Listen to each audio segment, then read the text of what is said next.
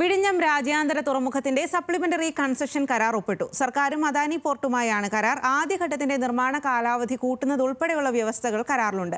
2028-നുള്ളിൽ നിർമ്മാണ പ്രവൃത്തികൾ പൂർത്തീകരിക്കുമെന്ന് മന്ത്രി VN വാസവൻ പറഞ്ഞു.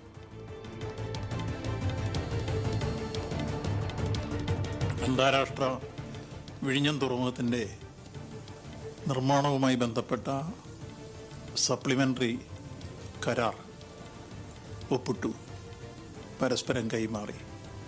നമ്മുടെ 2, 3, 4 ഘട്ടങ്ങൾ 2028-നുള്ളിൽ കമ്മീഷൻ ചെയ്യാൻ തക്ക രൂപത്തിൽ നിർമ്മാണ പ്രവർത്തനം പൂർത്തീകരിക്കും എന്നുള്ളതാണ് ഇതിലൊന്നാമത്തെ നേട്ടം.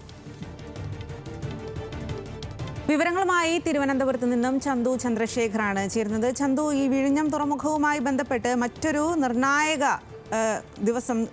കരാർ കൂടിയാണ് ഇപ്പോൾ ഒപ്പിട്ടിരിക്കുന്നത്. അതിന്റെ വിവരങ്ങൾ നൽകാം.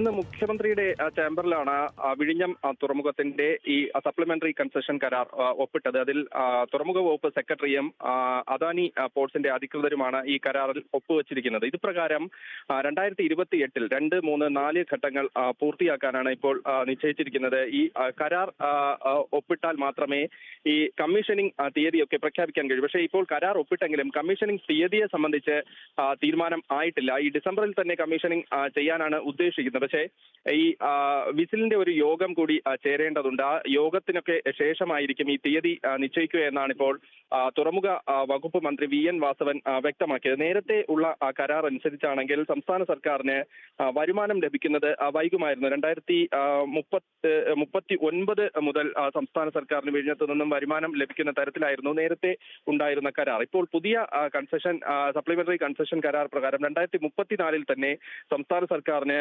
വരുമാനം ലഭിച്ചു തുടങ്ങുമെന്നാണ് ഇന്ന് തുറമുഖ വകുപ്പ് വ്യക്തമാക്കിയത്. എന്തായാലും നേരത്തെ സ്വാതി സൂചിപ്പിച്ചതുപോലെ തന്നെ വിഴിഞ്ഞം തുറവുമായി ബന്ധപ്പെട്ട് അതിന്റെ വികസന സാധ്യതകളെ കൂടുതൽ ആക്കം കൂട്ടുന്ന ഒരു കരാർ തന്നെയാണ് ഇന്ന് ഒപ്പിട്ടിരിക്കുന്നത്. ഇത് പ്രകാരം ഇനി കമ്മീഷൻ തീയതി കൂടി പ്രഖ്യാപിക്കേണ്ട ഒരു കാലതാമസം മാത്രമേ ഉള്ളൂ.